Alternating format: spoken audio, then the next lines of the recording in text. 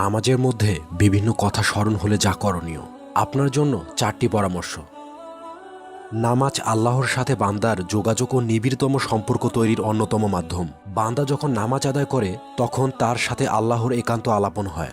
এই নিভৃত আলাপন ও যোগাযোগ উপলব্ধির জন্য গভীর মনোযোগের সাথে নামাজ আদায় করা গুরুত্বপূর্ণ। তথাপি নামাজে দাঁড়ালে পারিবারিক, ব্যবসায়িক ইত্যাদি নানা ধরনের চিন্তা অনেককে চেপে ধরে, অন্যমনস্কতা গ্রাস করে নেয়। এটা সর্বশ্রেষ্ঠ ইবাদতের জন্য ক্ষতিকর।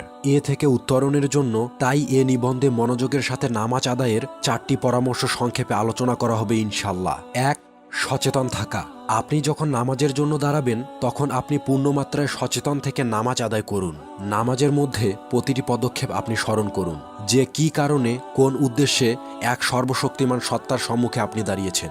নামাজের মধ্যে আপনার এমন ধ্যানের সহিত সচেতন থাকা প্রয়োজন যেন আপনি দেখছেন সেই মহান ক্ষমতাশালী সত্তাকে যার সম্মুখে আপনি দাঁড়িয়েছেন, নতুবা অন্তত তিনি আপনাকে দেখছেন এবং আপনার প্রতিটি পদক্ষেপ লক্ষ্য করছেন। 2. অর্থ জেনে বুঝে পড়া। নামাজে যা কিছু পড়া হয় তার অর্থসমূহ যদি শিখে নিয়ে জেনে বুঝে অর্থের প্রতি খেয়াল রেখে পড়া যায় তাহলে নামাজে মনোযোগ বাড়ার সাথে সাথে আল্লাহর সাথে সম্পর্ক সুদৃঢ় ও সুনিবিড় হবে। 3. ধীর স্থিরভাবে আদায়। নামাজের সব কাজগুলো সময় নিয়ে ধীরে ধীরে স্থিরতার সাথে সম্পন্ন করলে তা নামাজের মনোযোগ বৃদ্ধিতে সহায়ক হবে। সময় নিয়ে রুকু করা, সময় নিয়ে সিজদা করা, 2 সিজদার মাঝখানে সময় নিয়ে বসা ইত্যাদি রোকনগুলো ধীর স্থিরভাবে সময় নিয়ে সম্পূর্ণ করলে নামাজের ভেতর মনকে স্থির রাখা সহজ হবে। 4. দোয়ায় ভিন্নতা।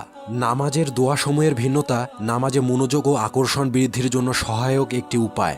নামাজের যে সকল স্থানে আবশ্যকতা নেই যে এই দোয়াটি পড়তে হবে বা এটি নির্দিষ্ট, সে সকল স্থানে রাসূলুল্লাহ সাল্লাল্লাহু আলাইহি ওয়াসাল্লাম বিভিন্ন সময়ে যে দোয়াসমূহ পাঠ করেছিলেন সেগুলো শিখে নিয়ে যদি পরিবর্তন করে পাঠ করা যায় তবে নামাজের মধ্যে মন সম্পূর্ণভাবে স্থির থাকবে এবং নামাজ একঘেয়েমিপূর্ণ রুটিন ওয়ার্ক না হয়ে বরং যথার্থ ইবাদতে পরিণত হবে এবং এই নামাজ হবে আল্লাহর সাথে নিবিড়তম সম্পর্ক তৈরির মাধ্যম।